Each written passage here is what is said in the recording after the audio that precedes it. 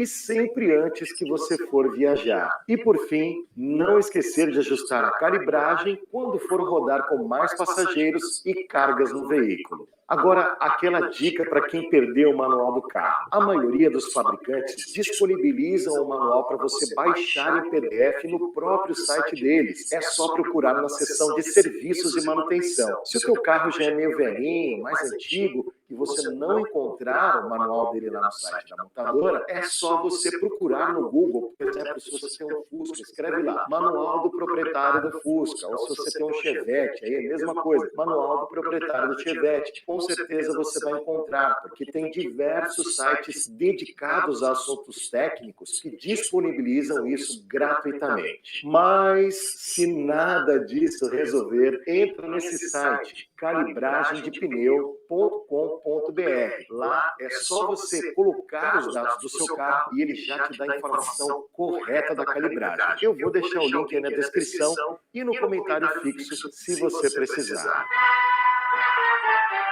Dúvidas, sugestões, elogios ou porradas podem... Ok, galera, vocês viram como calibrar o pneu, né? É bem simples. Vai ter lá, como o Pedro tinha falado, né? Tem na lateral da porta ou na porta do tanque de combustível.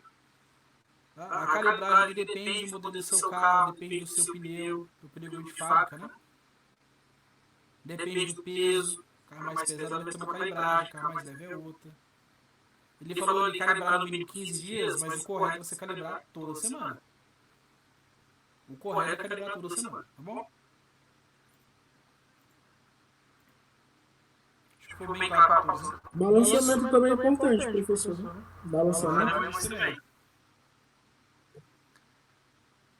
Falaremos disso também. Eu vou falar principalmente na parte mecânica. Mas toda revisão do carro é importante, né?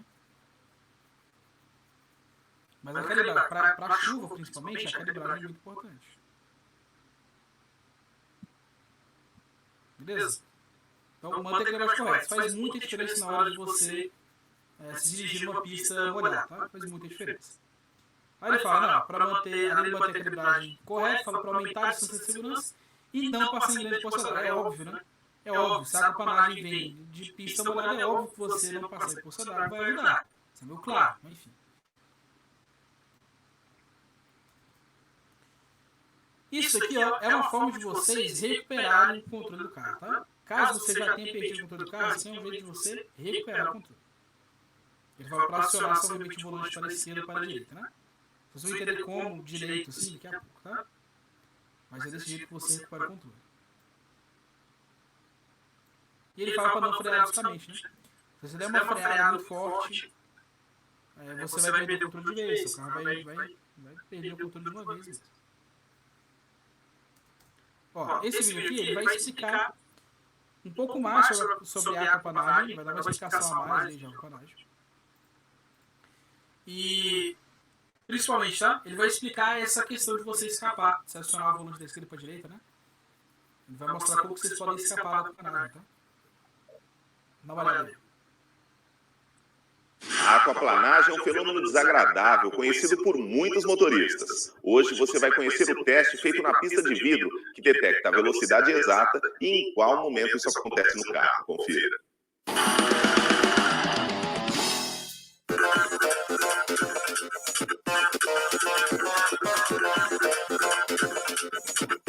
Dirigir em pista molhada é uma típica situação do dia a dia e que merece o alerta em dobro do motorista.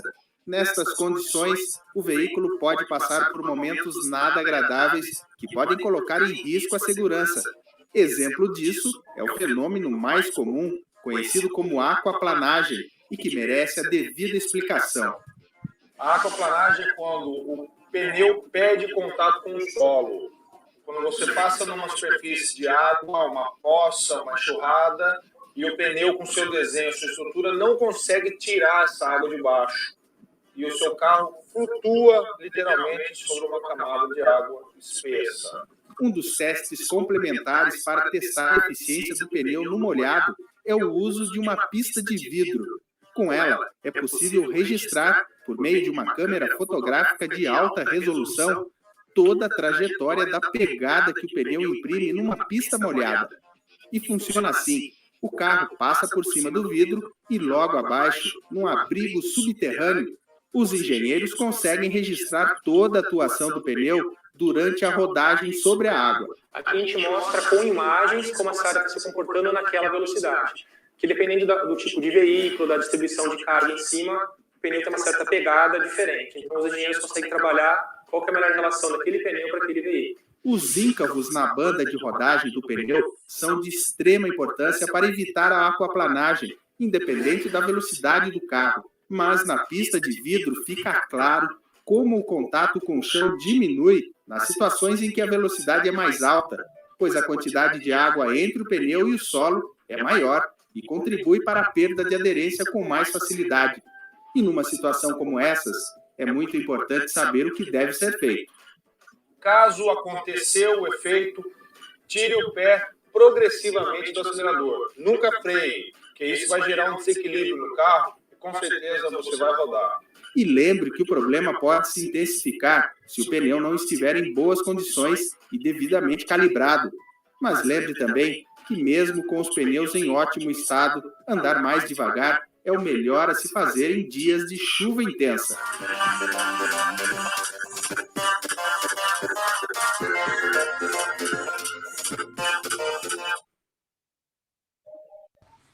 Então tá aí, vocês viram que o segredo para recuperar o controle do carro não é algo fácil de fazer, né?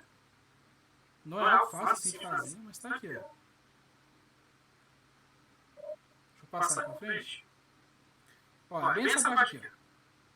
Olha só, o carro vai entrar aí, vai sofrer a capanagem. Olha lá, ó. Olha lá, tá vendo a pista molhada, né? Ele vai sofrer a capanagem. Olha o que ele tá fazendo com o pneu, com o volante, da esquerda pra direita, tá vendo? Olha a roda do carro lá embaixo, o pneu do carro, da esquerda pra direita, até que recupera o controle, tá vendo? Não é o que fácil fazer, né? O ideal é você ter um treinamento para isso, você aprender essa parte de capanagem. Mas é assim que vocês fazem para recuperar. Se você já perdeu o controle do carro, você já está na merda, você está virando o volante e não está dando certo, bom, faz isso aí, ó. Gira o volante da esquerda para a direita. Ó, se você tiver certeza que você está sofrendo capanagem, que você consegue recuperar o controle, tá? Você consegue recuperar o controle. Beleza?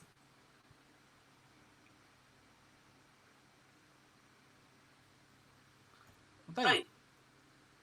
Para resumir o assunto aqui sobre motocicletas, né? As recomendações são praticamente as mesmas, tá? Ele fala para reduzir a velocidade, né?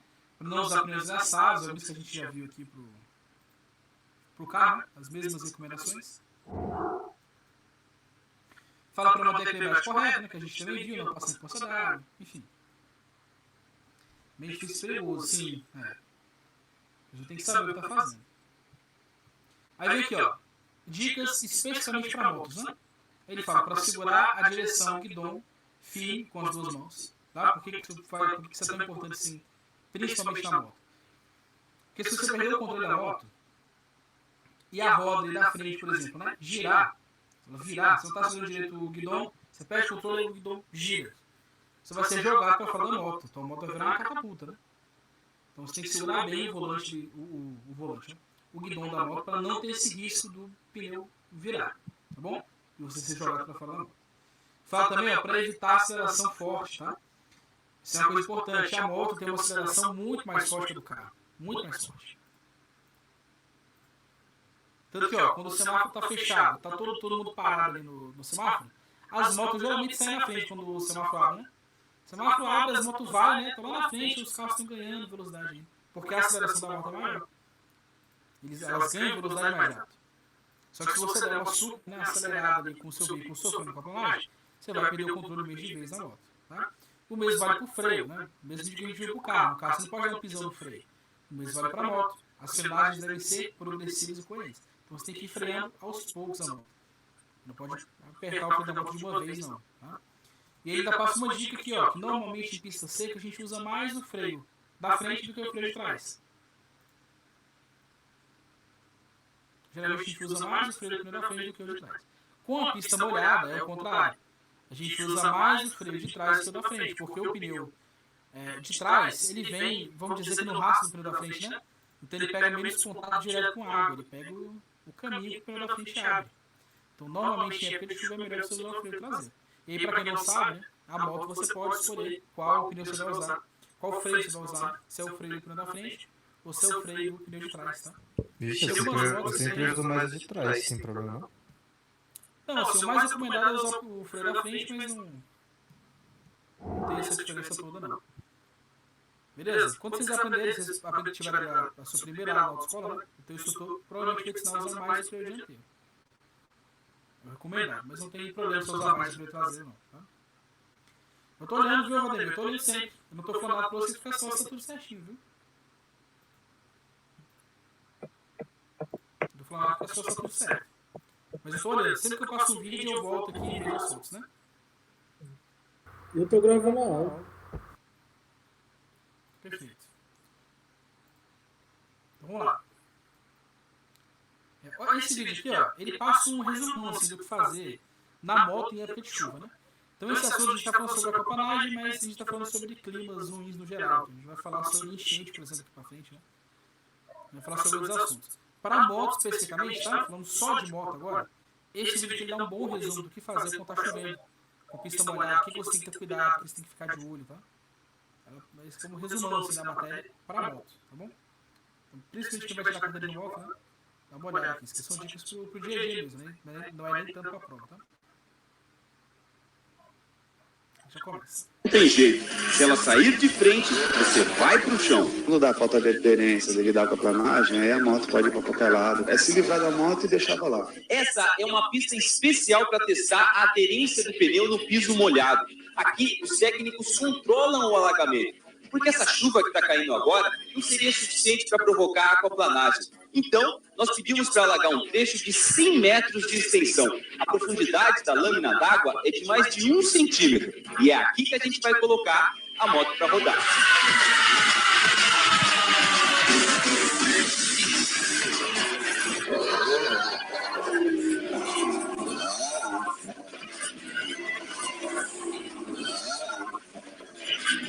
A moto ela vai aquaplanar de uma maneira fácil quando o desenho estiver gasto ou o pneu descalibrado.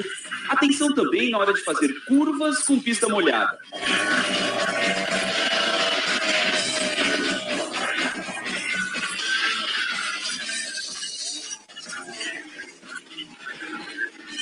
O Fábio caiu porque entrou muito rápido e não usou corretamente os freios. O seco, você utiliza cerca de 80% da capacidade de frenagem na roda dianteira, muito pouco atrás. Quando o piso está molhado, se você continuar mandando essa responsabilidade para a roda dianteira, você pode ocasionar facilmente um travamento. E para você ir para o chão é 1 segundo. A curva você tem que fazer de forma mais suave. Desacelere bem mais do que no seco e contorne a curva trabalhando a pista inteira.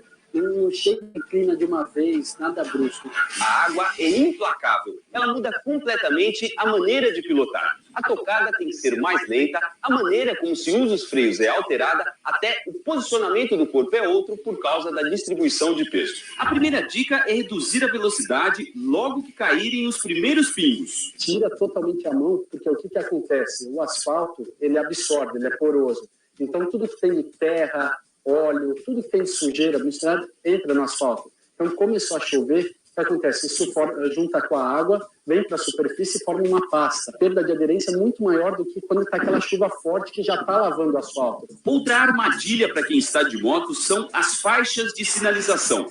Fuja delas, porque elas viram um sabão na hora da chuva. Faixa pintada, você tira muito da aderência. Você tira praticamente 50% da aderência. Você está fazendo aquele traçado certinho, mas se você vai passar na faixa e a moto inclinada, o que acontece? Inclina um pouco antes no asfalto, chegou na faixa, alivia a moto e inclina de novo. Porque a hora que ela entra, se entrar inclinado, a frente você perde de uma vez. Todo cuidado é pouco. Além de usar roupas adequadas e o capacete, reduza a velocidade, freie com cuidado, evite as faixas e mantenha a moto sempre em ordem. Senão, é chão na certa.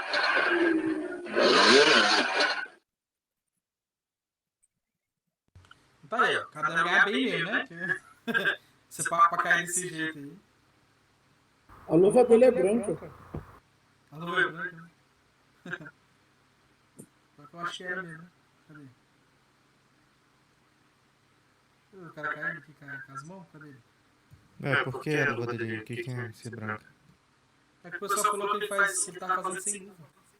Parece que ele tá sem luva. Será que ele tava sem luva mesmo? O cara é corajoso demais. Então.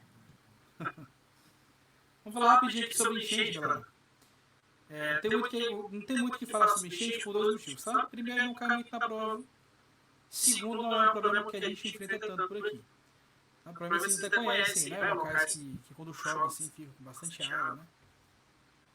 Provavelmente vocês até conhecem, vocês até, né, deve ter algum local perto assim. Se é enchente de verdade, a gente viu lá no Rio Grande do Sul, né?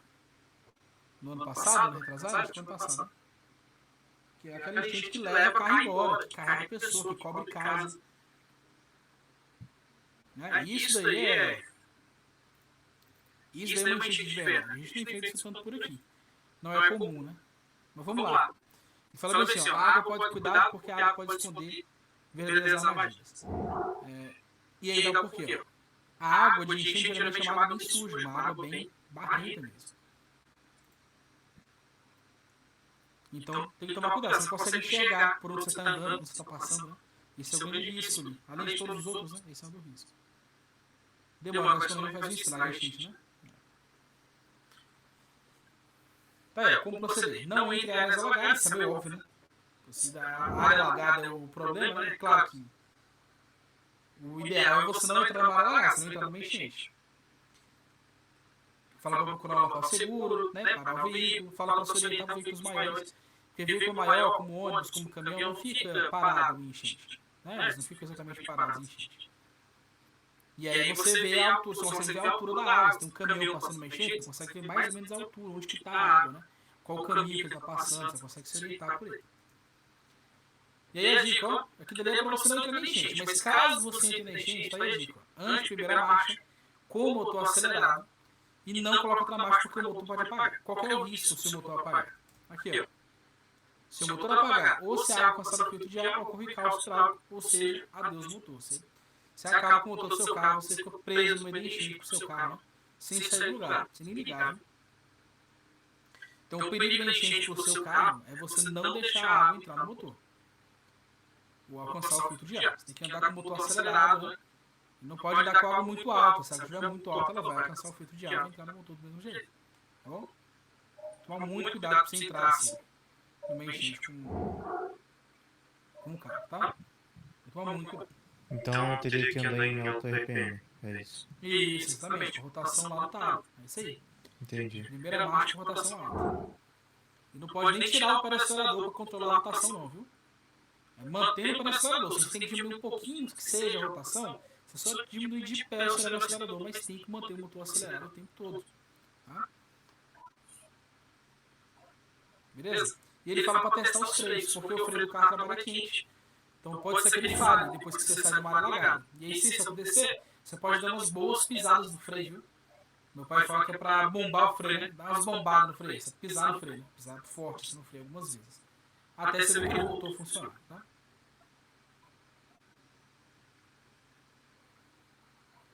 Beleza?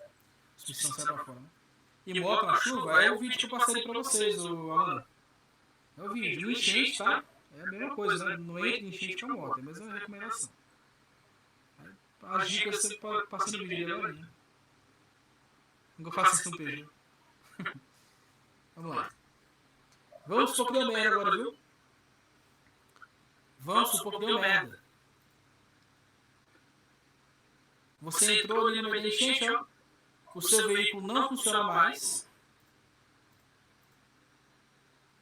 E você está preso na enchente. O que você tem que fazer? Ele fala, pratique a previsão imediata. Quem lembra o que é previsão imediata?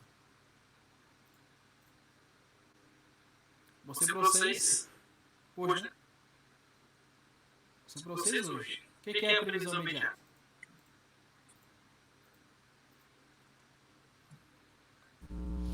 Esqueci. Já esqueceu? Já foi o outro aí? E foi o outro aí? Pode falar aí. Longo prazo. Isso. Isso.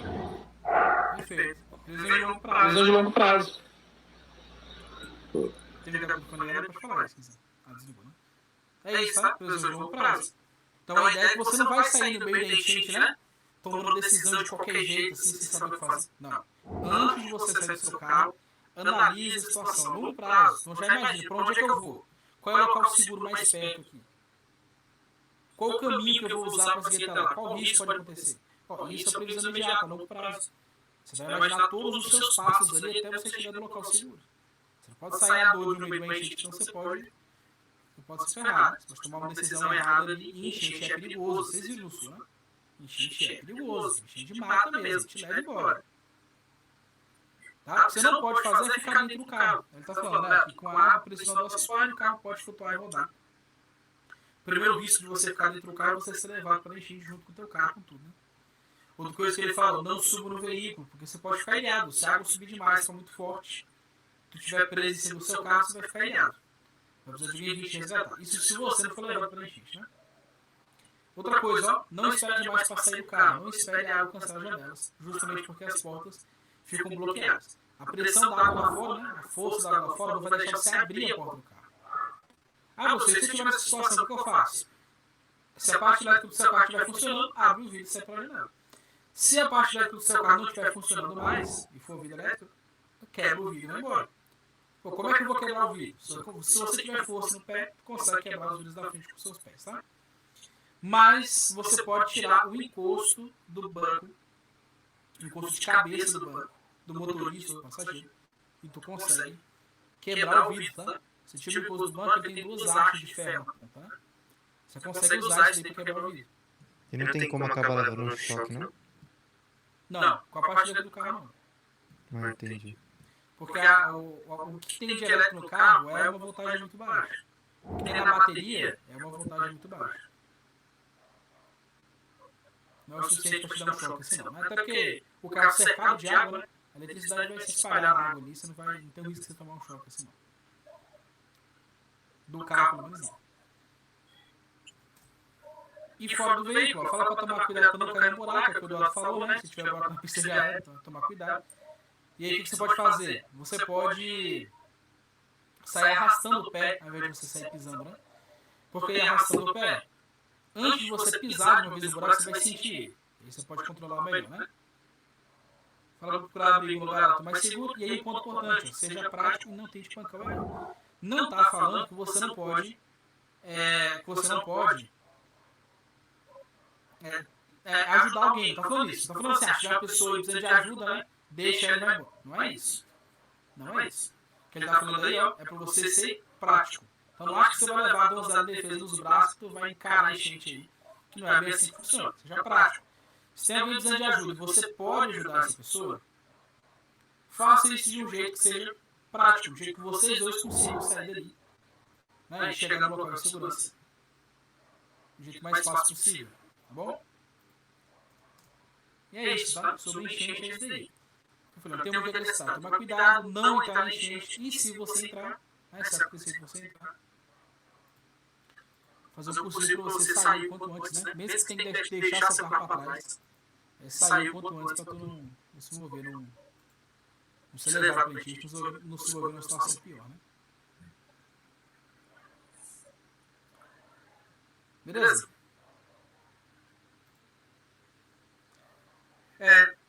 Exato, Pedro. Provavelmente. Provavelmente é outra parte mesmo. Mas aí, se seu carro está parado na enchente, o motor está desligado. Né? Então não vai. Na enchente, pelo menos, não vai ter esse risco. Né? Não vai ter esse risco. Vamos lá. Vamos falar sobre a terceira condição diversa aqui. A gente viu condição diversa de luz, de clima. Vamos falar dessas outras aqui que são um pouco menores agora. Tá? Primeiro é a condição diversa da via. É qualquer coisa na pista que possa ser um risco. Beleza? A gente está falando aqui, ó. A gente está falando aqui de, por exemplo, buraco, falta de sinalização, falta de acostamento, como está mostrando aí. Aqui vai ter alguns exemplos. Falta de acostamento rebaixado, ó. Falta de sinalização deficiente, buraco, ondulação na pista, peixe escorregadia, falha na construção. Então qualquer coisa, né, relacionada à pista que te atrapalha a dirigir, que seja mais perigoso, né? Isso já é considerado uma condição adversa de via, tá bom?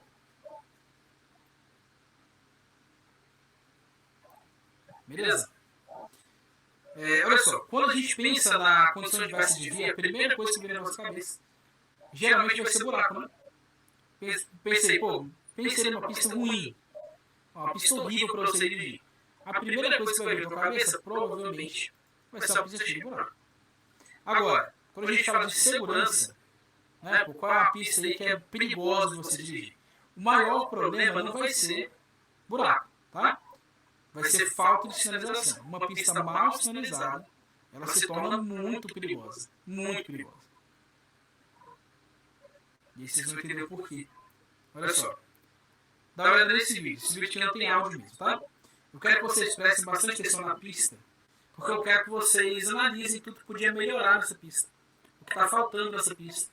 O que podia existir aí, ó, para ajudar a evitar o acidente, né? Ter um acidente aí na frente.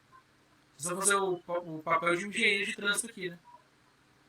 O que podia melhorar nessa pista aí? Pensa. Presta atenção aí, né? Nas condições da pista e tudo mais, né? Vou ter seus dentes na frente. Aqui o meu iPad de controle. Acaba invadindo a pista. Aí, ó. Vamos lá. Vou voltar aqui para vocês verem de novo. O que falta nessa pista aqui? O que tem de errado nela? Ó, duplicar a pista é um ponto que o Pedro falou que realmente ajudaria. A pista duplicada é muito mais segura, né? É muito mais segura. Realmente, tem razão.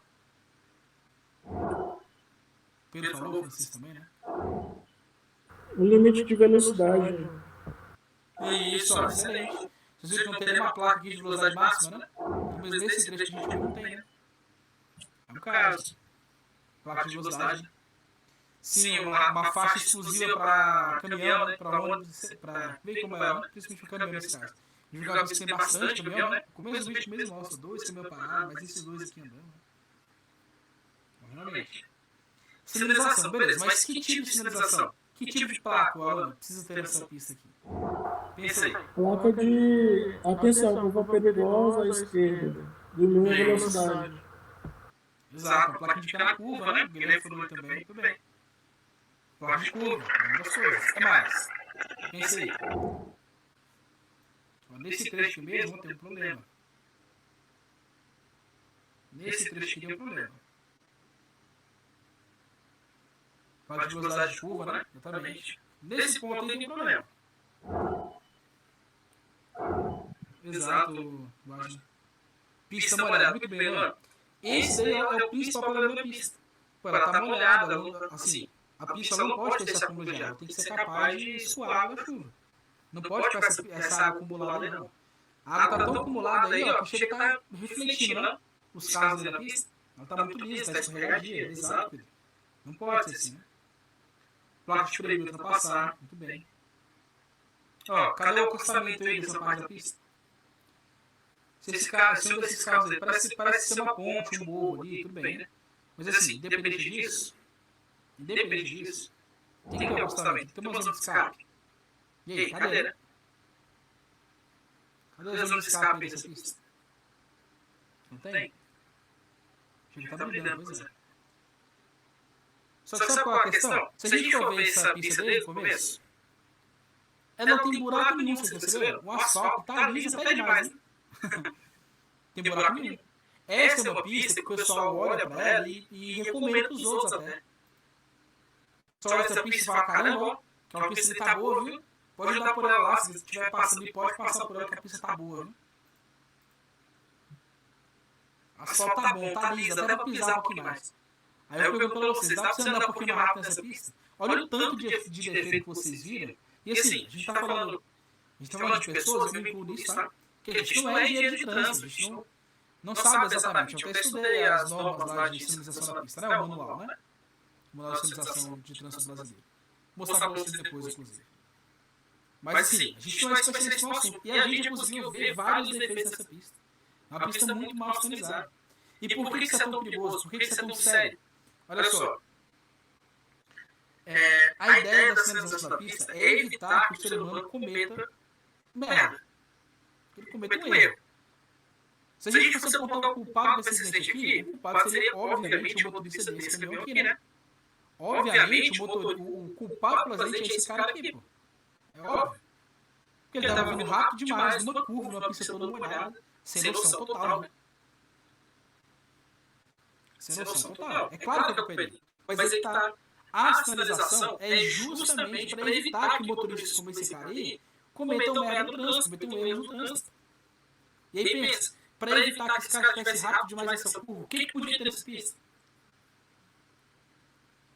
Sim, exato, César. Exato. Assim, é o bom senso, né?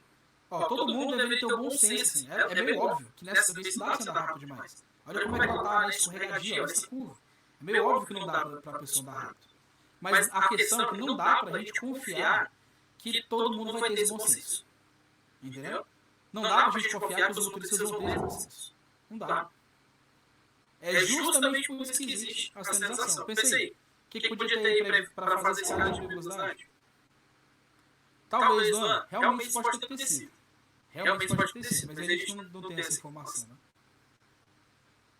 O radar, né? O par-radar, exato. Ó, se tem um par-radar de velocidade antes da curva e um par-radar de velocidade depois, pô, todo mundo que fosse chegar na curva ia reduzir a velocidade. Ó, o quebra-mola. Se tem um quebra-mola antes da curva e um quebra-mola depois da curva, todo mundo vai ter que reduzir a velocidade. Antes de entrar na curva, as pessoas já vão estar mais devagar. Vocês estão entendendo o ponto? Não dá para confiar no bom senso dos motoristas. Se desse para confiar no bom senso dos motoristas, ó, a gente não precisava de sinalização. A gente não precisava. A gente podia só deixar a galera dirigir ali, ó, que se resolveria. Mas não dá. Não dá para confiar no bom senso dos motoristas. Por isso que existe sinalização. A ideia é que em direção ofensiva eu não confio em ninguém, viu? Se existe a chance de um cara fazer merda na pista, a gente tem que imaginar que ele vai fazer. É a lei de Murphy, né? Tudo que pode dar errado, vai dar errado. É isso que a gente tem que levar em consideração aqui, tá? Na sinalização. Tudo que pode dar errado numa pista, provavelmente vai dar errado. Então a gente tem que estar preparado para isso, né? A pista tem que estar preparada para isso. Beleza? Então, lembre-se disso, tá? Se você estiver numa pista mal sinalizada, lembre-se que essa pista não é confiável. Você está numa pista mal sinalizada, essa pista é perigosa. E não por conta exatamente da pista, mas por conta dos motoristas. Ela não está prevenida contra o idiota, né? Ela não está prevenida contra o idiota. Então você tem que dirigir com mais cuidado, tem que dirigir com mais calma, né? Esse que estava filmando aí, ele estava dirigindo numa boa velocidade, né? Porque ele conseguiu evitar o outro bater nele, né? Se ele tivesse mais rápido, acho que ele não conseguiria ter evitado, né? Sim, perfeito esse seu comentário, né? Ele conseguiu parar o carro dele antes de se envolver no acidente. Ele freou o carro, né? O caminhão, sei lá o que é, quase chegou lá, né? Mas ele conseguiu frear antes de se envolver no acidente. Pronto, ele estava na velocidade ideal. A velocidade ideal é essa, né? Você consegue reduzir a velocidade antes de se envolver no acidente. É isso aí. Olha o cara aqui, né? Ele vai mostrar o cara aqui, ó. Olha lá. Ele ia entrar debaixo da carreta. Com certeza, se tivesse rápido. Se ele tá no carro A distância também conta, né, professor? Oi? A distância também conta, né? Também. A facilidade de um veículo por outro. É. A distância de segurança, né? Realmente conta também. Conta também. Isso aí, então lembre-se disso. Bote isso na cabeça de vocês. O asfalto não é o que diz se é seguro ou não, tá? É a sinalização que dita se uma pista é segura ou não. Você entrou numa pista mal sinalizada, você fica de olho. A pista mal sinalizada é o local perfeito para os motoristas aí fazerem merda no trânsito. É o local perfeito. Bom, vamos lá. Previsão imediata, né? Lá atrás ele estava preocupado, né? Por se acontecer um acidente, né? Eu já vou ficar longe do carro da frente, a pista está escorregadia. Já vou ficar longe, vou ficar mais devagar. É isso aí. Previsão imediata. Sim, né? Ó, outros problemas que a gente pode ter aí, ó, curva, tá? Curva, principalmente em rodovia, tá? Principalmente em vias mais movimentadas, é muito perigoso. É muito perigoso. Por quê? Porque a curva, para ela não ser perigosa, ela tem que ser bem construída. E aí tem um problema, tá aí. Curva muito fechada, excesso de curvas na pista é um problema, tá? Se torna a pista perigosa. E outra coisa, olha o que mais sério, viu? Problemas do ângulo de inclinação do asfalto. Ângulo, não estou a letra U aqui, mas vocês relatam. Problemas no ângulo de inclinação do asfalto. Ó, se a pista não for, se a curva não for bem construída, a própria curva em si pode fazer os veículos serem jogados para fora. Como assim? O que mostra esse vídeo? Minutos depois, outro flagrante. O motorista do Apollo freia antes da curva. O carro não para, invade a outra pista e bate. Por sorte, não houve vítimas. Segundo a Polícia Rodoviária Federal, muitos desses acidentes acontecem por causa de uma falha na construção da estrada. As curvas foram projetadas de tal forma que, em vez de jogar os carros para dentro da pista, aumentando a segurança, elas puxam os carros para fora. Essa falha técnica transforma essas curvas em armadilhas para os motoristas. Os motoristas têm dificuldade para controlar o carro. Esse motorista conta que quase morreu nessa mesma curva no começo do mês. Para a Polícia Rodoviária Federal, a BR-262 está ultrapassada e a correção do problema das curvas é essencial para acabar com os acidentes. O jeito que essa curva foi construída joga os veículos para fora. A forma como ela foi construída. Essa é loucura, né? Atualiza aí, Pedro. Atualiza o site para vocês verem. O jeito que a pista foi construída está provocando os acidentes, né? Ela joga os veículos para fora. É uma curva muito fechada, muito inclinada. Então, como eu falei, curva é perigoso. Essas curvas em rodovia, né? Pista em alta velocidade. É perigoso por conta disso. Se ela não for bem construída, ela é um risco enorme para quem está aí. É um risco enorme. Voltou, né? Maravilha. Aí falou dos problemas, né? Falha no sistema de drenagem da água da chuva, que eu falei, né? A água não pode ficar acumulada na pista. A pista tem que ser capaz de drenar essa água da chuva. Fala sobre fumaça queimada também, né? A questão de fumaça e queimada, o problema é a fumaça que vem para a pista, tá? Ó. Imagina, você está numa pista aí, ó, tem essa fumaça toda vindo da pista. Você vai ficar sem enxergar nada, né? Obviamente você vai ficar sem enxergar nada. Cortar a visibilidade. Ele fala aqui, ó, as dicas é justamente cuidar com a falta de visibilidade, para esperar até melhorar a visibilidade se for preciso, né? Se aguardar ali até melhorar a visibilidade da pista. Se for necessário, tá? Beleza? Vamos voltar lá?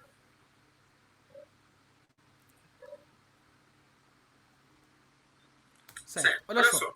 Falei para vocês que buraco não é o principal problema da pista, né?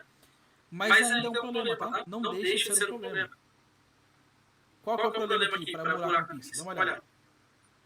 Um grave acidente foi registrado na tarde deste sábado na BR-364, na altura do quilômetro 8, envolvendo um caminhão carregado com um trator pertencente à empresa Conterne e um Fiat Palio, que acabou explodindo no local, causando a morte de todos os seus ocupantes. O Fiat Palio, de placa de Rondonópolis, seguia sentido Alto Araguaia e acabou se chocando no caminhão que vinha em sentido contrário. De acordo com o inspetor da Polícia Rodoviária Federal, Vanderlei Luiz, as condições da pista foi a causadora do acidente. Infelizmente, esse acidente com esse veículo pequeno aí colidindo frontalmente com essa carreta veio a ceifar 2 vidas.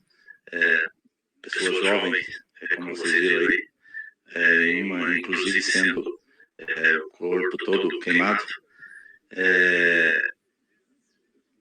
Como tem acontecido vários acidentes nessa rodovia, buraco na pista, vocês podem observar ali que tem um buraco que provavelmente foi o causador do acidente, e como esse acidente e outros vários que têm acontecido por motivo de buraco na pista. É importante que se tenha muita prudência ao pegar a estrada.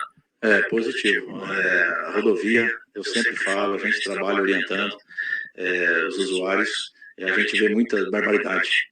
E os usuários têm que andar mais atentos. A rodovia é um local que você não pode tirar atenção.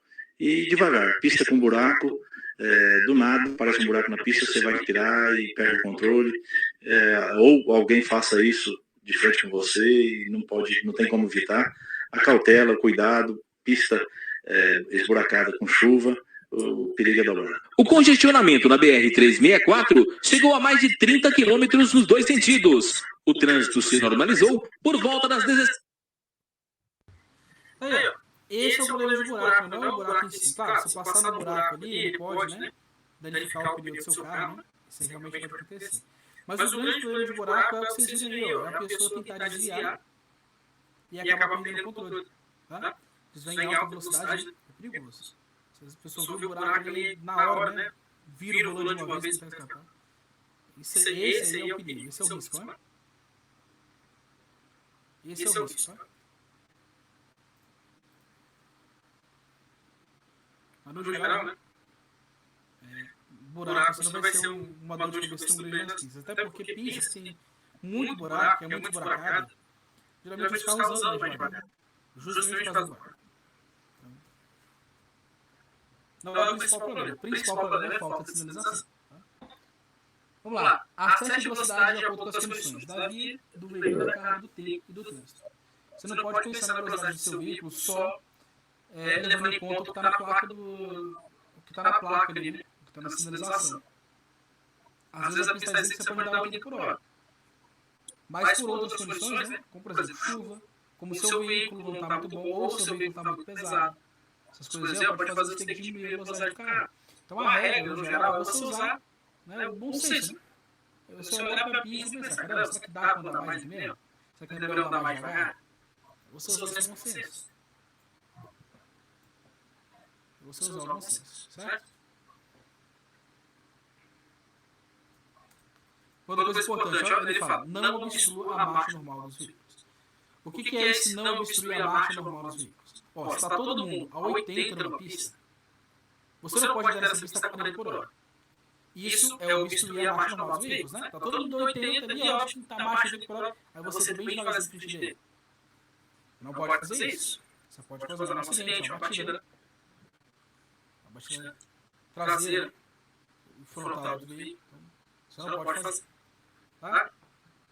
Você tem que seguir o fluxo da pista, né? Tá todo mundo ali a 60 por hora, você tem que andar pelo menos próximo de 60. Tem que entrar na pista pelo menos a 50 por hora ali, né? Que é uma velocidade que os outros vão ter que frear, mas não vai causar um acidente, vão ter tempo de reagir, né? Essa é a lógica, tá bom? E fala para sinalizar, né? Potência modal desejada, usar a famosa seta. Bem simples. Ó, vias não sinalizadas, eu falei para vocês, é o principal problema da pista, é o principal problema. Ele fala, não, ajuste a velocidade. Se não tem sinalização, anda na velocidade que você entende que é segura. Redobre a atenção e mantenha a distância dos outros veículos. Vocês viram como foi importante no vídeo que a gente acabou de ver, né? O vídeo da batida do caminhão. Vocês viram como é importante manter a distância de segurança do outro veículo, né? Ficar um pouco mais longe. Vocês vão aprender. Vocês vão aprender a calcular essa distância de segurança aí mais pra frente, tá? E bom, sobre condição da via é isso, né? É tomar cuidado principalmente com vias mal sinalizadas. Tá? Vamos para a condição inversa, que é a condição inversa de trânsito. Basicamente, a gente está falando de engarrafamento, congestionamento. Tá? Problema aí, né? Condição inversa de trânsito é basicamente congestionamento, tá? Engarrafamento. Basicamente é isso. Assim, ó, no geral, não tem muito o que fazer aqui, viu? Eu falo que as principais causas, né? Que é o horário de pico, tá todo mundo no trabalho. Deficiência da malha viária, pista muito ruim, muito esburacada, os carros vão ter que andar mais devagar, isso vai gerar congestionamento. Fiscalização insuficiente ou acidente, né? Quando tem acidente, né? O trânsito inteiro para, né? As pessoas param na pista para ver o que está acontecendo, para gravar, né? Para tirar foto, para filmar. Acidente geralmente causa congestionamento. Aí. É basicamente engarrafamento. É assim. Como você defende? Fala para ajustar a velocidade. Você não pode andar rápido demais. E assim, para o carro tem que fazer. O trânsito está engarrafado, o carro não tem para fugir. Vai ter que seguir a velocidade do trânsito. Agora, e para moto? Dá para ver vocês. Moto pode andar no corredor? Sim ou não? O que vocês acham? Não, pode não. Eu acho que não pode não. Ó, a resposta certa é depende, viu? A resposta certa seria depende. Porque, ó, o que diz o Código de Trânsito? Há um bom tempo atrás, viu? Há muitos anos atrás, não era permitido mesmo que a moto usasse corredor. Hoje em dia é permitido. Em duas situações, viu? Se o trânsito estiver parado ou se o trânsito estiver em baixo fluxo. O que é baixo fluxo? É pouco carro na pista. Então, se tem bem pouco carro na pista, o trânsito está super tranquilo, né? Quase não tem carro na pista ali, aí a moto pode usar o corredor para fazer uma ultrapassagem ou outra. Tá? E se o trânsito estiver bem tranquilo, se não tiver carro na pista, se tiver aquele trânsito pegado, tiver um trânsito muito tranquilo, aí a moto pode usar o corredor. Beleza? E se o trânsito estiver todo parado. Só que no caso de engarrafamento, o trânsito está todo parado, a moto tem que andar em velocidade compatível com a segurança. É o que diz o Código de Trânsito. O que significa? Se o trânsito está literalmente parado, a moto não pode passar 1 milhão no corredor. Entendeu? A moto tem que passar devagar no corredor. Se o trânsito está todo parado, é andar a 5, 10 km por hora, bem devagarzinho mesmo. A ponto de você conseguir frear a moto se o carro estiver fechado. Se o trânsito estiver em baixa velocidade, todo mundo andando ali a 10 km por hora, 15 km por hora, a moto vai andar tipo a 20. Ela vai andar numa velocidade compatível com a segurança do trânsito, vai andar devagar no corredor. Não é corredor, não é para correr. São só nessas duas situações, viu? A pista está super tranquila. Se o trânsito estiver normal, você pode meter marcha para frente, no caso, né? Pode ir de boa. Se o trânsito estiver normal, você não pode usar o corredor. Aí tem que andar naquele Eu pensei que se o trânsito estivesse normal, você podia entrar no meio desse carro e sumir para frente, né? Mas se o trânsito estiver normal, você tem que andar na pista com todos os veículos. Ah, tá. Eu pensei que podia fazer a ultrapassagem e ir embora. Pois é, não pode. Usar o corredor para fazer a ultrapassagem, como eu falei, é só se o trânsito estiver tranquilo, tipo assim, tem pouco carro na pista, entendeu? Tem bem pouco carro na pista. Não está dirigindo no horário de pico, né? O trânsito está bem tranquilo mesmo. Aí você pode usar o corredor.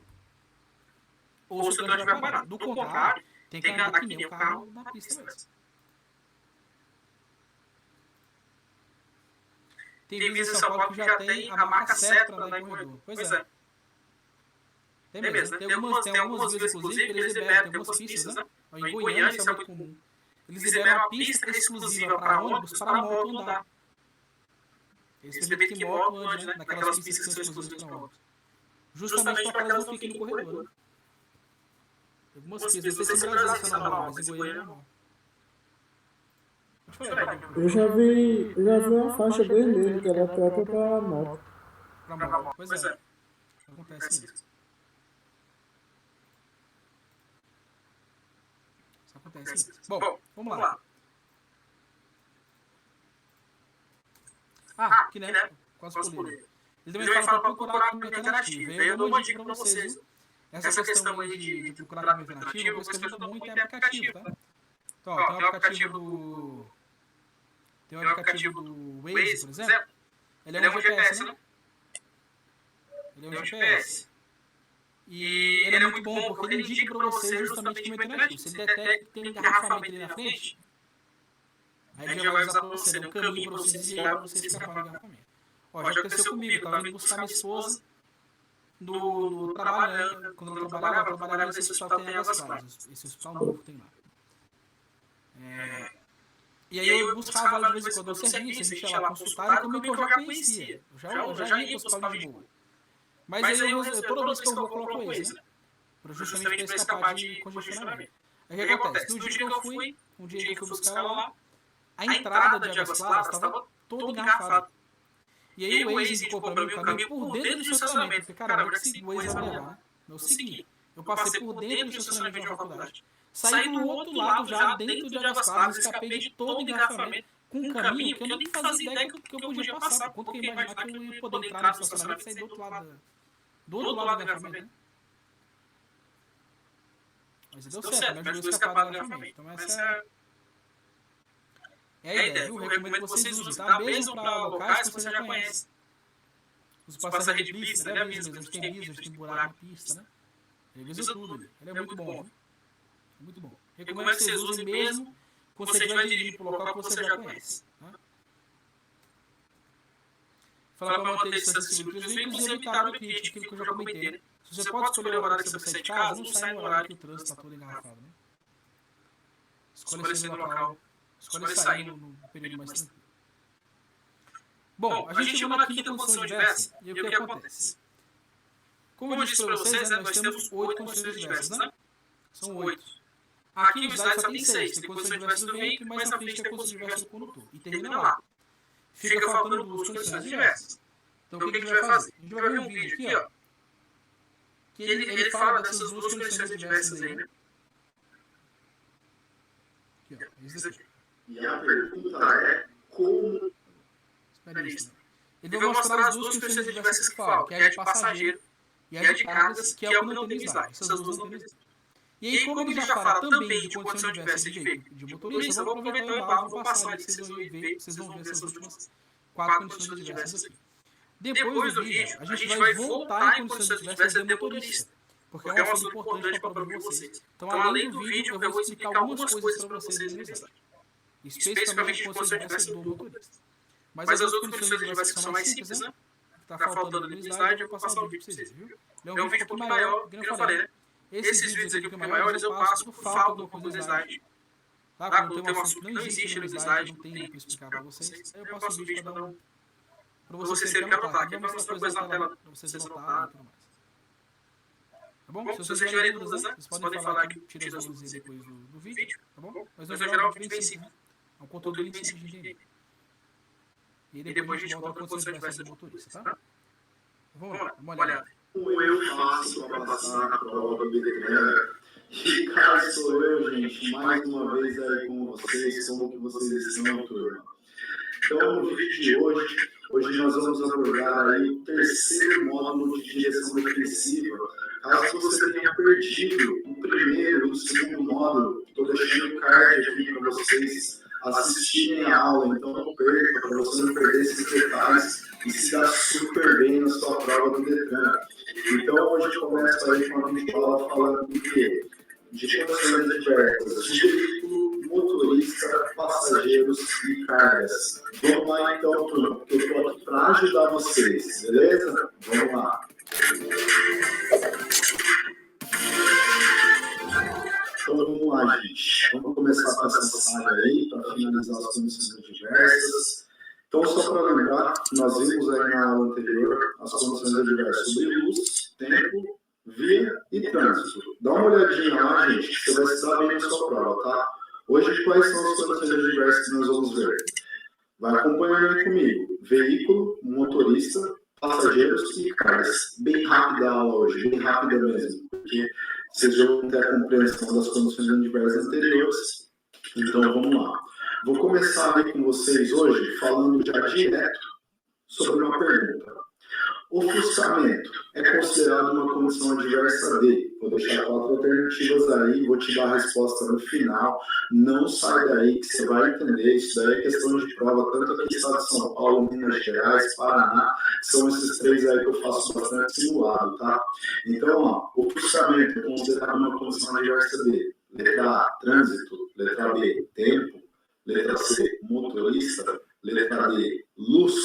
Então, pensa aí direitinho, com calma, e no final a gente vai ver qual é a condição adversa aí de ofuscamento, tá? O ofuscamento. Então, vamos começar nossa aula aí. A gente começa falando das condições adversas hoje do veículo.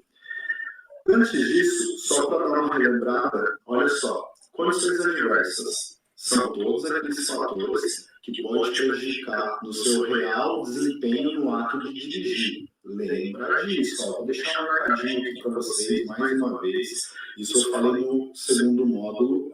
Condições adversas são todos aqueles fatores que podem te prejudicar no seu real desempenho no ato de dirigir, tornando uma possibilidade maior de um acidente de trânsito. E quais são esses tipos de condições que nós vamos ver hoje, tá? Vamos falar aí do veículo, por exemplo, que pode ser o pneu, que eu vou falar bastante sobre ele. Motorista, sonolência, dirigir embriagado, drogado. Passageiro, que pode vir te atrapalhar na hora que você está dirigindo, passageiro também embriagado e assim por diante. e carga, que a gente finaliza o módulo hoje já, e aí eu já te dou a resposta. Vamos dar início aí, então, falando sobre as condições adversas do veículo. Gente, separei aqui para vocês que antes de você começar a dirigir, o que você tem que lembrar? Que você tem que ajustar o seu carro aí para você ficar ergonomicamente de forma correta. Então, quando você for dirigir, não é para dirigir com o braço esticado, nem com o braço muito dobrado. O encosto aqui não é assim, nem com uma mão só. Então, a posição correta que você vai ajustar, presta atenção. Aqui faz de conta que é o volante. Deixa seu punho cair por cima, assim, ó, do volante. Deixa seu punho cair por cima. A hora que você tirar, seu braço fica semiflexionado, levemente dobrado. E o pé, para você ajustar o banco, você, de princípio, passa seu pé por debaixo da embreagem, com a perna semiflexionada. Na hora que você tira o seu pé debaixo da embreagem e pisa até o fundo, você está numa forma correta. Lembrando, as costas e a sua bacia aqui, a sua lombar, que é o correto falar, a lombar ela tem que estar bem apoiada no banco e você está sentado confortavelmente para conduzir o seu veículo. Então, ó, deixei aqui o menino aqui, ó, perfeito, encaixadinho no carro. E isso também muita gente acha, é só para ter uma ergonomia, é só para ter um conforto. Além do conforto, gente, isso daí, num acidente de trânsito, como a gente está conversando, falando de condições adversas, em um acidente, o cinto que vai estar aqui, a hora que o carro tem uma colisão, o cinto ele solta um pouquinho, você vai ser parado pelo airbag e o cinto vai voltar. Se você está com encosto de cabeça certinho, as suas costas, a sua lombar, sua coluna está protegida, tá? Posição das mãos no volante. A posição das mãos no volante está aqui, ó. Deixei você olhando para um ponteiro de relógio 9h15. Então, se você olhar aí para um relógio, você vai ver o ponteiro menor está na mão esquerda e o ponteiro maior está na mão direita. Aí tem pessoas que me perguntam na sala de aula, ô professor, ô Rafael, eu quero responder 15 para as 3. Não responde isso não, que vai estar errado. Para tudo na direção defensiva e na ergonomia na direção, tem um motivo. Por que 9 e 15? Porque a mão que mais mexe, você olhando para um ponteiro de relógio, a mão que mais mexe no carro é a mão direita, onde você passa a marcha, onde você mexe nos equipamentos do carro. E a mão esquerda, no máximo que você vai mexer aqui é seta e também você pode fazer gesto de braço. Vou virar para a esquerda, vou virar para a direita, vai fazer o gesto de redução de marcha. Então, é poucas vezes que você utiliza a mão esquerda. Então, ele é o ponteiro menor e a mão direita é o ponteiro maior. Você que está olhando aí deve estar ao contrário, né? É claro, não tinha pensado nisso. Mas aí na imagem eu acredito que vai dar para você compreender. Então, passando isso daí, a gente falando de dirigir ergonomicamente, vamos falar aí da suspensão. A suspensão, a finalidade dela e dos amortecedores é manter a estabilidade do veículo. Então, quando ela estiver gasta, confere sempre no manual do proprietário do seu veículo, que se ela estiver gasta, olha a questão de prova agora. Se você entrar numa curva acentuada à direita ou à esquerda, o que pode acontecer com o seu veículo? Se tiver com a suspensão, amortecedor e mola muito gasta, o seu carro pode causar o capotamento, isso por causa de uma suspensão. Então, gente, manutenção preventiva essencial, e isso é condição adversa de veículo e pura direção defensiva, você fazer a manutenção preventiva no seu carro, tá? Vamos para a próxima condição adversa aí, que é a direção. Então, a direção e a suspensão são fatores fundamentais para você estar dirigindo ali com estabilidade, tá? Então, a direção, ela é responsável pela digeribilidade do veículo, tanto para o carro quanto ali o guidão da moto, tá? Se tiver folga no sistema de direção, o veículo pode fazer ele puxar para um dos lados, podendo levar o condutor a perder o controle. Gente, eu fiz um simulado hoje do Detran do Paraná e tinha essa questão específica. Aqui no estado de São Paulo, o Detran SP também tem essa questão. Aí vocês me perguntam, o que é esse tal de simulado? Eu vou deixar aqui na descrição do vídeo onde você acessa simulado do Detran SP, Detran Paraná e Detran Minas Gerais. Então, se você for de algum desses estados, ou se você for de outro estado, acessa ele também, que ajuda pra caramba.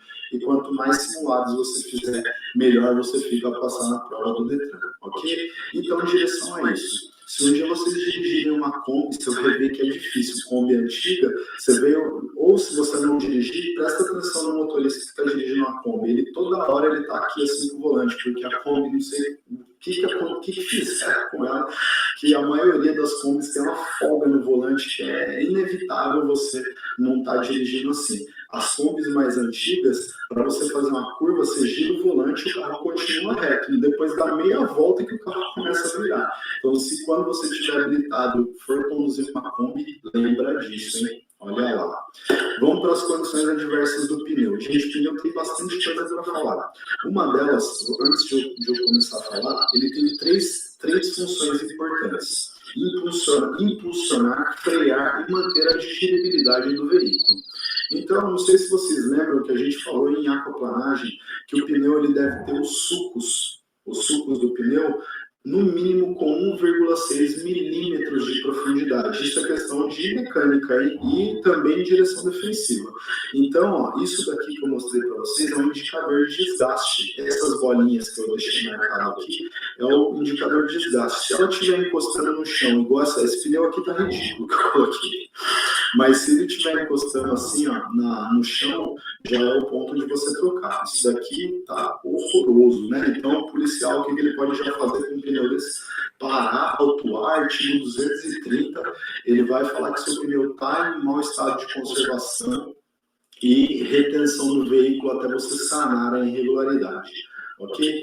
Então, os pneus ele deve ter os sucos de no mínimo 1,6 milímetros. Por quê? Se o seu pneu estiver nesse limite já e você entrar numa lâmina d'água, numa poça d'água, o seu carro vai aquaplanar. Lembra da aula anterior lá? A aquaplanagem, quais são os fatores que causam alta velocidade, pneu em mau estado ou mal calibrado. Vamos falar da calibragem do pneu agora. Sempre você deve calibrar o seu pneu periodicamente. Isso para responder na prova. Mas a maioria dos fabricantes recomenda que você calibre a cada 15 dias. E o que muita gente não sabe, o ideal para calibrar um pneu é com um pneu frio. Aí você vai falar, mas como que eu vou chegar no posto com pneu frio? Até 3 km rodados, o pneu ele não esquenta, então você vai fazer uma calibragem boa. E quem que vai fazer essa calibragem? Tem que ser você, porque você vai pegar o seu manual do fabricante ou dar uma olhadinha na coluna da sua porta. Lá vai ter especificação de quanto você tem que calibrar os pneus da frente e os de trás. E também você tem que dar uma olhada, se não tiver na porta, vai estar na tampa do combustível. E se não tiver na tampa do combustível, a especificação da calibragem do seu pneu, aí você vai ter que olhar no manual do proprietário. Eu coloquei aqui uma imagem para vocês entenderem. Se você calibra o pneu periodicamente e com a pressão correta, você vai ver que toda a parte do pneu vai tocar no chão, igual está aqui no meio.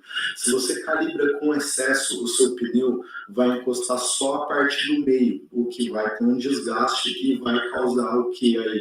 A deformação da carcaça, tá? E se você não calibra o seu pneu, pode ver o que toca aqui, ó, são as laterais.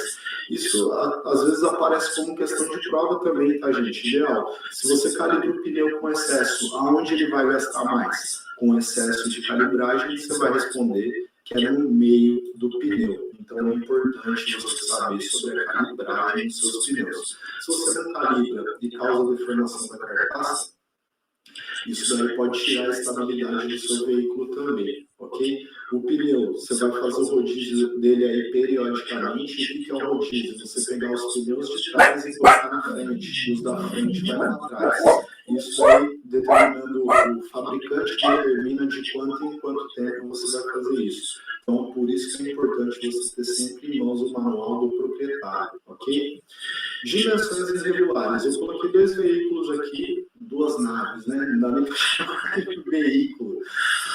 O que seria dimensões irregulares? Gente, para você aumentar o tamanho da roda, primeiro de tudo, você tem que olhar o manual do fabricante te dá. Não é recomendado você fazer a troca do tamanho da roda do seu carro, porque isso pode tirar a estabilidade do seu veículo. E outra, tem resolução do CONTRAN, que eu vou abordar no próximo tema isso daí, que você pode sim aumentar o tamanho da roda, só que você tem que lembrar que tem que estar no documento. Se não tiver no documento e o policial quiser te autuar, ou o agente de trânsito quiser te autuar, ele consegue. Então, a dimensão irregular do pneu, ele pode trazer a má estabilidade do veículo. Tem gente que fala, pô, mas quando uma roda, maior estabilidade, mas o carro não foi fabricado para o tamanho de roda, por exemplo. Vamos exagerar. Você tem um carro que saiu de fábrica com aro 13, você vai lá e coloca um aro 20. Então fica complicado, a estabilidade do veículo não vai ser a mesma, e fora ainda que você aumentando o tamanho da roda, pode haver um desgaste de outros componentes, ok? Veículo já foi, vamos falar de condições adversas de motorista, então vamos adiante. Motorista, são várias as condições adversas que podem afetar a condução aí, falando de motorista. Existem aí as condições físicas e as condições mentais, tá? Então, as condições físicas, vamos para cada uma. Pode ser fadiga, cansaço, dirigir alcoolizado, com sono, com pressa, com fome, drogado, visão, audição deficiente, perturbação física, dores ou doenças. Tudo isso é condição física, tá? E o que são as condições mentais? Estados emocionais, tristezas ou alegria, preocupação, medo e insegurança. Então, gente, só cabe você, condutor, saber se você tem condições de dirigir ou não. Tá com sono? Tem que estar dormindo. Ah, mas eu estou dirigindo. Então, para o seu veículo no local seguro, que seria, no caso, um posto de gasolina, se você estiver fazendo uma viagem longa, e descansa, dorme. Melhor coisa, é o único remédio que tem para o sono, tá? É dormir. Nada mais do que isso. E condições mentais, estados emocionais, tristeza ou alegria. Você vai falar, a alegria vai acontecer alguma coisa se eu estiver dirigindo? Gente, às vezes o estado da euforia, tá? Tristeza também, às vezes você briga com alguém, entra no carro, o carro é muito um momento de reflexão, então acaba que você começa a refletir ali, tá muito triste, e fala, o que vai ser da minha vida, vê um caminhão, vê agora, bate, morre triste ainda, bate na madeira, mas não morre ninguém não. Mas pensa nisso, se você estiver triste, o bom não é estar dirigindo. E euforia, gente, você tá aqui, ó, volantinho e tal, começa a tocar uma música triste, você vai para uma música alegre, porque você não tá no estado de alegria. O volante aqui, dependendo da sua alegria, você começa a tocar no volante, aí ele vira uma bateria e aí fecha o olho, e pode acontecer um acidente de trânsito. Ou você e outras pessoas tá muito alegre ou no estado eufórico no carro. Isso também pode acontecer um acidente, tá? Medo é uma das coisas aí, quando a gente está recém-habilitado, sente muito medo de sair sozinho. Então, se você estiver sentindo muito medo, quando você estiver recém-habilitado, pede para alguém habilitado te ajudar, um que tenha paciência, né? Porque se você colocar alguém lá que não tenha paciência, pode ser que te irrite muito, né, também. Vamos falar da próxima condição adversa de motorista, que é a ingestão de substâncias tóxicas, ou remédios, ou lícita ou ilícita. Ah, vou viajar, vai lá, quando você está com sono, toma um café, o café não faz mais efeito. Ah, vou tomar agora um café e uma coca. Aí já fizeram café e coca junto alguma vez, né? Não faz mais efeito. Ah, vou tomar um energético. Gente, isso daí só vai tirando seu sono temporariamente. A hora que passa o efeito de tudo isso, o que vai acontecer? Você acha que você dá uma pescadinha, meu Deus, peguei uma barriga, pegou nada. Foi logo uma carpa, um pacu gigante e acontece um acidente. Sono, não se brinca dirigindo, tá? Quanto drogas lícitas e drogas ilícitas, as ilícitas, dá pra falar, vou usar droga para dirigir, gente, não combina isso daí, esquece disso, tá? E pode ser que a pessoa vai ali usando droga, a hora que passa o efeito, o que vai acontecer? Ela não vai nem ficar com sono, ela vai desligar, vai dormir logo de uma vez, e isso é fator para acontecer acidente de trânsito. E agora, quanto a droga lícita, o que é droga lícita? Você vai na farmácia, mudaram o nome, né? Antes chamava drogaria, né? Vai na drogaria e compra um relaxante muscular, por exemplo. Aí você vai lá e toma um relaxante muscular. Gente, quando você toma um relaxante muscular, é para você ficar quietinho em casa, para dirigir, faz efeito. Muita gente não percebe. Quando a gente vai parar um carro, existe uma distância chamada distância de reação. É a distância quando você tira o pé do acelerador e pisa no freio. Então, se você toma um relaxante muscular, seu cérebro está trabalhando da mesma forma. Nossa, o carro freou, você não tomou nada. Nossa, o carro freou, você toca o pé no freio, o carro para, acabou.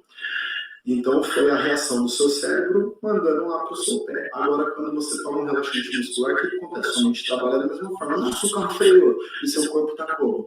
Nossa, o carro freou. E bate. Isso é importante você lembrar, não usar. E isso que eu estou falando de relaxante muscular. Mas tem gente, às vezes, que é diabético, tem gente que precisa de algum remédio controlado. Então, não é bom fazer uso de remédios controlados para você estar conduzindo o veículo, ok? Vamos adiante aí. Embriaguez ao volante. Gente, bebida alcoólica. Eu canso de falar em sala de aula, canso de falar, gente, não tem hoje desculpa para você utilizar a bebida alcoólica e sair dirigindo. Ah, mas é 2 cervejas, gente, já afeta o seu reflexo, tá? Só você olhar para a imagem que eu coloquei aí na tela. Se você não bebe, pode ser um dos fatores. Até eu olho e fico, tô achando que eu tô bêbado, tô nada, tô de boa, fica em paz, tô de boa. Sinais da embriaguez. Gente, preciso falar, pupila dilatada, mão e pernas trêmulas, alegria, tristeza, eu só coloquei algumas aí, tá? E confiança excessiva. Confiança excessiva. A hora que o motorista chega nesse ponto, quando eu bebo, eu dirijo melhor. Vocês já ouviram essa frase? Gente, não seja passageiro de uma pessoa dessa, não, tá? Porque se a pessoa tem confiança excessiva, consequentemente ela acaba perdendo o seu medo. E quando o ser humano ele perde o medo, ele faz besteira. Então, por exemplo, ela acha que ela dirige mais ou menos. A hora que ela toma ali uns Danone ali, você vai ver o que vai acontecer. Ela fala, não, vamos lá comigo, porque eu dirijo melhor quando eu tô bêbado. Pô, ficar bêbado pra sempre. Então, já que você dirige melhor bêbado, né? Não fala isso não. Não pode dirigir bêbado. Incentiva ou traga o carro para quem é habilitado e não bebe, né? Isso é a melhor coisa. Então, é o seguinte, gente, bebida alcoólica, além das infrações, além da infração, além da retenção do carro, recolhimento do documento de habilitação, o pior de tudo, se envolver em um acidente, tá? E já houveram várias mudanças aí na lei, hoje é bem rígida, tá? E é levado muito, muito a sério. Vamos seguir adiante aqui, ó. Eu até coloquei a Lei 12.760 de 2012, é conhecida como a nova lei seca. E se você é parado e autuado hoje pelo etilômetro, no artigo 165, onde você vai ser enquadrado, que fala dirigir sobre a influência de álcool, sobre substância psicoativa que determina a dependência, que é um nome bonito que eles dão para as drogas, a penalidade é multa e suspensão direta de 12 meses. 12 meses sem habilitação. Imagina, PPD, permissão para dirigir, e já sair embriagado, mas não é só PPD não, depois com a CNH também, tá? Olha o valor da infração. R$ 2.934,70. Essa multa se multiplicou por 10. O valor da infração gravíssima é R$ 293,47. Ela se multiplica por 10. Medida administrativa, recolhimento do documento de habilitação e retenção do veículo até você apresentar alguém habilitado e não embriagado. O bêbado, o que ele faz? O bebaço, né? Vai lá, vai parado pela polícia, o bêbado liga para quem? Para outro bêbado que está lá no bar, lá tomando os Danone, né? E como você é autuado? É o seguinte, a gente está falando somente na multa, tá? Se você for enquadrado e você soprar o etilômetro e bater 0,34 miligramas por litro de sangue no ar alveolar, além de ser uma multa, é um crime de trânsito, gente. Crime de trânsito. Para você responder na prova, pergunta assim, o que pode ser um crime de trânsito quando a pessoa está dirigindo embriagado? A partir de quantos decigramas essa pessoa se enquadra em um crime? Eu deixei aqui, ó, é a concentração de álcool, aqui, ó, de vermelho aqui embaixo, igual ou superior a 6 decigramas por litro de sangue. Isso é no exame de sangue. Agora, para soprar no etilômetro, basta 0,34 miligramas, deixa eu escrever rapidinho aqui, ó, por litro de sangue, tá? Isso daqui para ser enquadrado como crime. Agora, se você vai lá e sopra o etilômetro e deu 0,03, já está se enquadrado como artigo 165. Aí, se não quiser soprar o etilômetro, artigo 165A, ele vai te aplicar a mesma multa, se você não quiser soprar. Lembra que o etilômetro não é algo contra nós, ele é a favor, ele é uma prova para nós mesmos, tá?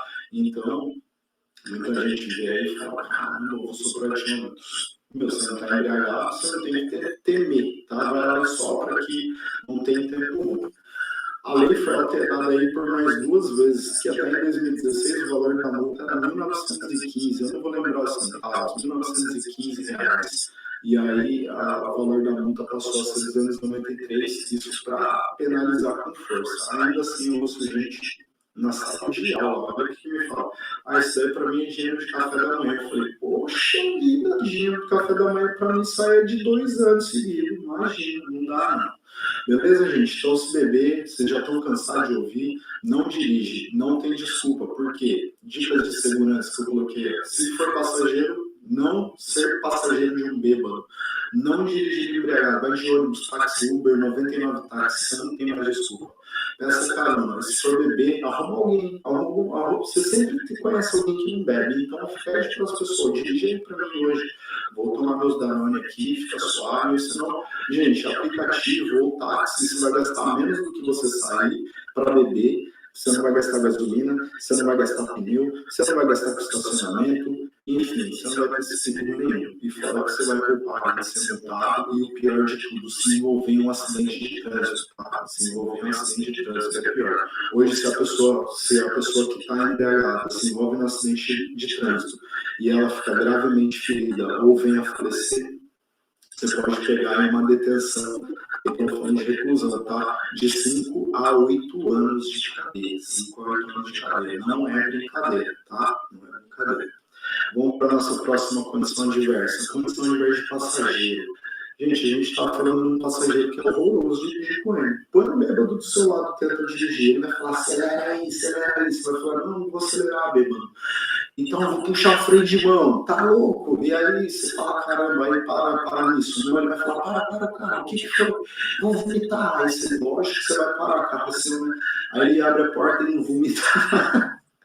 E você continua. E assim vai. Outro passageiro que pode nos atrapalhar. Criança, briga dentro do carro. Que mais que pode nos atrapalhar? Conversa muito alta e assim por diante. Vocês já devem ter visto briga no carro também, então é complicado. Criança como passageiro, sempre no banco de trás, isso eu vou abordar no quinto módulo, tá? Eu vou abordar sobre o cinto de segurança, as suas cadeirinhas, sempre no banco de trás até os 10 anos de idade, ok? Na motocicleta, a criança tem que andar a partir dos 7 anos, desde que ela se cuide de si própria. Quando eu falo se cuide de si própria, é quando a criança tem 7 anos, você vai falar, como que a criança de 7 anos se cuida de si própria? Mas a criança tem que ter 7 anos e o pezinho dela tem que encostar na pedaleira, não pode ficar flutuando, porque senão essa criança pode ficar na hora que você acelerar. Cinto de segurança, isso é uma condição adversa de passageiro também, porque tem passageiro que não quer usar o cinto. E aí o que você vai fazer se esse passageiro não quer usar o cinto? Pô, você está com a habilitação, você é o responsável por isso. Se um agente de trânsito ou um policial te parar, o que ele vai fazer? Ele vai te autuar do mesmo jeito, porque você é responsável por todos que estão dentro do seu veículo. Artigo 167 do CTD vai falar que se o passageiro, ou o condutor, ou o passageiro não estiverem com cinto de segurança, é infração grave, 5 pontos, medida administrativa, retenção até você colocar o cinto de segurança ou esse passageiro. Imagina a cara desse passageiro como vai ficar. Então, gente, uma dica. Você vai sair do seu carro, você já olha para todo mundo. Tá de cinto. E, gente, o cinto não é para andar só na rodovia, não. É todo o território nacional. Estrada de terra, nas áreas urbanas, na rodovia. E muita gente só coloca o cinto na hora que vai viajar. E esquece que a maioria dos acidentes de trânsito, onde que ela acontece? A concentração dos acidentes é na área urbana, não é na área rural, na via rural, na rodovia. Claro que na rodovia, quando acontece, a velocidade é maior, vai ser pior. Mas aonde acontece a maioria dos acidentes é no cruzamento, com semáforo ou sem semáforo, e, enfim, por causa da quantidade de carro. Então, a gente se conscientiza, o cinto ele não foi feito para incomodar ninguém, tá? Ninguém. Pede para colocar o cinto, a melhor coisa que você faz. Vamos adiante e aí já vai finalizar as condições adversas de passageiros e já passo para cargas. Então vamos lá, eu coloquei uma imagem aqui de um teste para vocês verem o que acontece se o seu passageiro sentado atrás de você e numa frenagem repentina. Pode ver que o motorista está de cinto, abre o airbag, o passageiro lá de trás, o peso dele empurra com tanta força, o que vai acontecer? Vai matar o condutor, morre na hora. E o passageiro, você vê aí, claro que foi uma pancada bem forte, mas quebrou ali uma canela, um joelho, e se você é passageiro e anda sem cinto no banco de trás, gente, passa a usar, põe a mão na consciência, olha aí como não é brincadeira isso daí, tá? E o cinto vai proteger a sua vida. Vamos finalizar aí nossas condições adversas com as cargas. Então, gente, é o seguinte, o condutor ele deve ter muita atenção no transporte de cargas, pois é importante você ter a certeza do acondicionamento, do equilíbrio, da embalagem, amarração, distribuição se foram feitas de formas corretas para não comprometer a segurança do trânsito. Então, se você coloca uma geladeira lá, você tem que saber o que você está carregando e você vai ter que colocar equilibrado, você vai ter que amarrar, fazer a amarração de forma correta para que não ocorra um acidente de trânsito. Não acontecer igual se aconteceu aqui um excesso de peso, o pessoal está puxando aí, parece que está puxando um elefante, mas não, é um caminhão, né? Não levar ninguém no compartimento de carga. Então, a gente falou de condições adversas de passageiros. O passageiro bêbado, põe ele no porta-mala. Não faz isso não, gente, porque é perigoso. Tá lá, não tem cinto. E outro, imagina um agente de trânsito vai para você e fala, pô, abre o porta-mala, quero ver se é. Quem que vai estar lá? O bêbado. O policial ou o agente de trânsito fala, pronto, sequestro. O que o bêbado vai sair e vai falar? Doido de cachaça. É um sequestro, ele vai falar, não sei. E você sabe que isso pode acontecer. Não põe ninguém no porta-mala, tá? Olha o que eu separei para falar para vocês. Está vendo a imagem do meio aqui? Ó, PRF atuando, hein? Se você coloca passageiro no compartimento de carga, pode ser picape, pode ser no porta-mala, lá não é para carregar ninguém. Artigo 230 fala que é uma infração gravíssima, não é grave, olha o que eu estou falando, infração gravíssima e remoção do veículo para o depósito. Então a gente conhece que seu carro vai ser deixado por pátio. Zé Filho, não pode levar ninguém no compartimento de carga, porque lá não tem cinto de segurança, lá não foi feito para levar passageiro, ele foi feito para levar carga. Vamos aí mais uma vez aí, ó. O condutor deve ter muita atenção no transporte de carga, pois é muito importante, 2 pontos, questões de prova, ter a certeza do acondicionamento, equilíbrio, embalagem, amarração e distribuição. Ok? Finalizamos aí nosso terceiro módulo aí. Antes de eu finalizar, vamos para a nossa pergunta, vamos ver se você acertou. Então, ofuscamento é considerado uma condição adversa de... Qual que você respondeu? Letra A, trânsito. Letra B, tempo. Letra C, motorista. Letra D, luz. Seguinte, muitos dos meus alunos, eu vou falar para vocês o que responde. Responde motorista. Por que responde motorista? Porque acho que o ofuscamento está ofuscando o motorista. Claro, está ofuscando o motorista. Mas lembra, logo no início da aula, o que causou essa condição adversa? Se você respondeu que foi a luz, pronto. Você está ficando pronto para essa prova do Detran aí, hein? Maravilha. Gostei de ver se você respondeu essa resposta aí de forma correta, ok? Coloquei uma imagem aqui para vocês verem como que fica, atrapalha muito. Lembra? Veio luz direto no seu olho, bordo do alinhamento da via, aquela faixa branca que segue do seu lado direito, desvia o foco lá, tira a atenção voltada direto para o farol, que você não ofusca. O que é o ofuscamento mesmo? Perda momentânea da visão, pode ficar até 7 segundos sem enxergar nada. Está na aula do módulo 2. Gente, vou finalizando essa aula aí. Fico muito agradecido de vocês estarem me acompanhando. Se você não é inscrito no canal, se inscreve aí para continuar aí a nossa saga da direção defensiva. Só falta mais 2 módulos. Espero estar ajudando todos vocês para passar na prova do Detran, beleza? Primeira habilitação e reciclagem. Se você gostou do vídeo, deixa seu like aí. Fico muito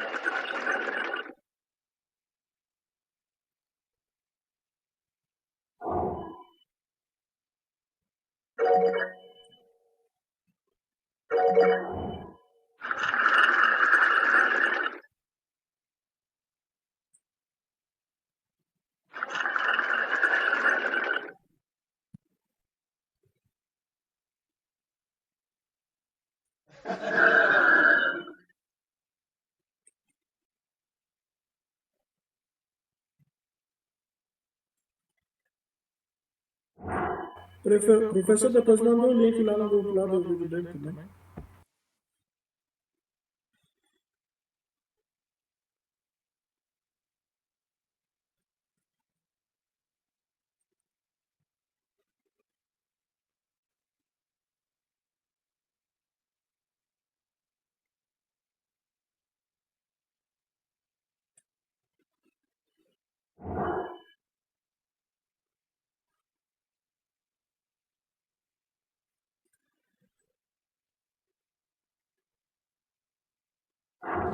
Ah, meu Deus do céu, eu tô aqui falando que nem uma jamanta. E eu tô mutado, velho. É brincadeira, né?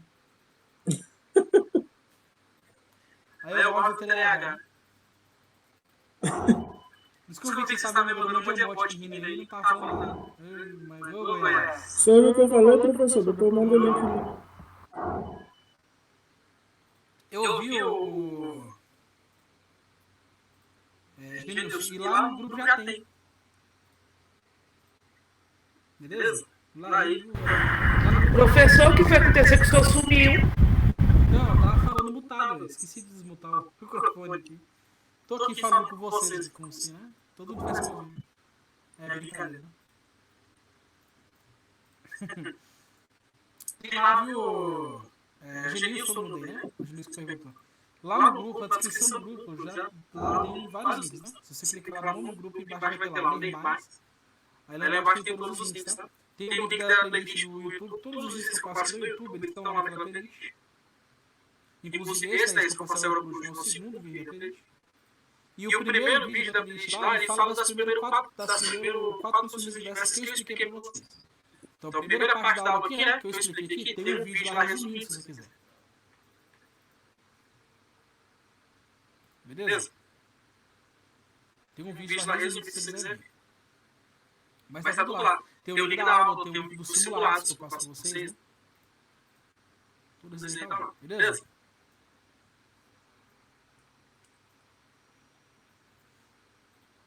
Show. Se você tem alguma dúvida, galera, quer perguntar alguma coisa aí? Algumas dúvidas que vocês tiveram, eu já respondi no chat mesmo. Vocês têm alguma outra dúvida aí? Alguma coisa que vocês querem perguntar? Opa, professor, tô com uma dúvida. Vou falar. Tem uma parte do vídeo que ele fala sobre as crianças estar ficando na parte da frente, ou então na parte da moto, que ele fala que a idade mínima máxima é de 7 anos, mas eu acho que já mudou, né? Eu acho que hoje a idade está 10 anos. Isso, eu vou passar aqui a mudança. Esse daí eu vou passar pra vocês, tá? É uma das coisas que eu vou fazer. Mas esse é o show, são 10 anos. Tem mais alguma dúvida, galera? Alguma outra coisa aí? Olha só, vamos lá. Vamos falar aqui sobre condições diversas do motor. Falei que eu ia voltar nesse assunto, né? Justamente por isso, por algumas autorizações que tiveram, algumas coisas assim que eu vou ressaltar aqui para vocês. Primeiro, só falar sobre uma coisa aqui. Aqui, ó. Vou começar pelo dizer, tá? Ele fala aí para usar calçados firmes nos pés que não atrapalham a utilização dos pedais, né? Olha só, você pode dirigir de sandália. O que vocês acham? Não pode. Não, só algum calçado fechado. Ou descalço. Aí, pronto, é isso aí. Ou descalço. O que acontece? Se você chegar na sua aula lá, ou na tua prova de sandália, e aí? Tem o seu mandado voltar para casa? Não. Você pode ir descalço. Você pode ir descalço. Tem que botar a sandália no compartimento, né? O mais correto mesmo seria você colocar a sandália lá no porta-mala, né? Mas não precisa, tá? Exagero, você pode colocar só no banco de trás, que já é o suficiente. E você pode dirigir de boa descalço, tá? Então é ou descalço ou com calçado fechado, um dos dois. Beleza? Só para passar a dica para vocês, né? E é bom dirigir descalço, viu? Para quem tá aprendendo, eu acho que é melhor que você dirigir com calçado fechado, porque você sente mais o pedal do carro. Melhor. Mas é o seguinte, uma coisa só para citar para vocês, ele falou que tomar cuidado com o som e fadiga cansado. Vamos um pouco sobre isso aqui, porque a gente fala para não dirigir cansado, mas é uma coisa que até certo ponto é um pouco irrealista, né? Porque, pô, você passa o dia inteiro trabalhando e tu vai voltar para casa dirigindo. É claro que você vai estar cansado. É óbvio que você vai estar cansado, não tem como evitar. Mas ó, não é esse cansaço que a gente está falando, viu? O cansaço que o Isaac fala, que o Código de Trânsito avisa, né? É aquele cansaço que te faz dormir, cansaço de sono. Você está cansado a ponte apagada, correr o risco de dormir. Tem que tomar muito cuidado com isso. Ele fala para respeitar os limites do corpo, né? Então, às vezes a gente tem aquela confiança de falar que não, isso não vai acontecer comigo, não, você chega em casa. Às vezes você está morto de cansado, passou o dia inteiro. Aí virou a noite, né? Aí 20 horas acordado, não, mas eu preciso ir em casa, eu vou dormir, não. Não existe essa, né? Você é um ser humano, se você estiver muito cansado, uma viagem longa aí, você vai dormir. Então você tem que tomar cuidado de respeitar os limites do próprio corpo. Fala sobre o fator emocional, você recebeu uma notícia muito forte. Então não pega no volante. Você recebeu notícia de que um parente teu tá no hospital. Foi um acidente de uma coisa aqui no hospital. Se você for dirigir, claro que você vai, né? Você não vai dirigir. Calma, você não vai estar com a cabeça no trânsito. Você vai estar com a cabeça no seu parente, a pessoa vai estar preocupada. Então, não dirige uma situação dessa. Não dirige uma situação dessa. Tá? Beleza? E aí fala também que tomar cuidado com a visão deficiente e com o medicamento. A visão deficiente é bem óbvia, né? Assim, tem gente que ignora assim, a visão ruim, né? A pessoa sabe que tem que usar óculos, não usa. É óbvio que para dirigir isso faz muita diferença. Você enxergar um pedestre, né? A distância, né? O pedestre está longe de você, né? Isso faz muita diferença, né? Faz muita diferença. Pro seu dia a dia, então não faça. Talvez você consiga assistir TV de boa, consegue ler de boa mesmo, tendo que usar óculos, mesmo tendo problema de visão. Agora, a questão de dirigir é mais complicada. A sua visão, né? Quanto mais perfeito tiver no trânsito, melhor. É exato, o sono bate, né? Exatamente, Pedro. Exato. Vai almoçar, né? Você trabalha dirigindo, você vai almoçar? Ó, o almoço tem que ser mais leve, né? Não pode comer aquela pratadona depois de dirigir, não.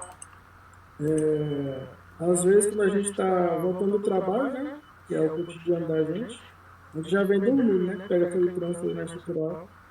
Aí a gente tem que revezar um pouco quando for pegar um carro, né? Porque vai estar acostumado àquele sono. Pois é, tem que tomar cuidado. E a questão que eu falei de medicamento, uma coisa importante falar para vocês aqui. Assim, nem todo, assim, tem alguns remédios que a prescrição dele já diz que você não pode tomar se você for dirigir. A própria remédio, o seu médico não avisa, né? Mas isso aí é coisa que você tem que ficar de olho aí já, assim, se toma um remédio um pouco mais forte, remédio controlado, alguma coisa assim. Leia a bula, viu? Vê se você pode usar o dirigir. Alguns remédios que a própria bula já proíbe. Agora, tem alguns remédios. Professor, também tem gente que toma remédio e mistura com álcool. E volante não dá certo. E o álcool, né? Com remédio, sem remédio, o álcool não tem como, né? Não tem como mesmo. Agora, tem alguns remédios, aí que tá, tem alguns remédios que não tem uma prescrição, uma contraindicação se você for dirigir. Mas você sabe que você não pode usar isso se você for dirigir. Como assim? Ó, vou dar um exemplo. Meu exemplo. Eu tomo Ritalina. Para foco, né? Para trabalhar com concentração, eu tomo Ritalina. É um remédio relativamente forte. E ele não tem, na bula, não tem contraindicação se você for usar, né? Para dirigir. Mas eu sei que quando o efeito do remédio passa, eu fico muito sono. Uma coisa minha. Eu sei que depois que passa, a minha mente desliga. Eu fico muito ligado durante o tempo do remédio, mas depois ela desliga completamente. Então, eu sei que esse remédio, pra mim, ele não é bom usar e dirigir. Pra mim, pessoalmente, não é bom. É uma coisa pra você, Valéria. Até porque não é uma questão de levar multa aqui, né? É questão de você dirigir com segurança. Então, se você jogar ali com o remédio que você toma, né? Não é seguro você tomar e dirigir, você toma cuidado, um remédio que dá sono, te deixa mais desligado, qualquer coisa assim. Ou te deixa agitado demais, né? A ponto de você não conseguir tomar a decisão ali, no trânsito. Não use ele quando você for dirigir, é coisa de você mesmo usar, né? Seu critério.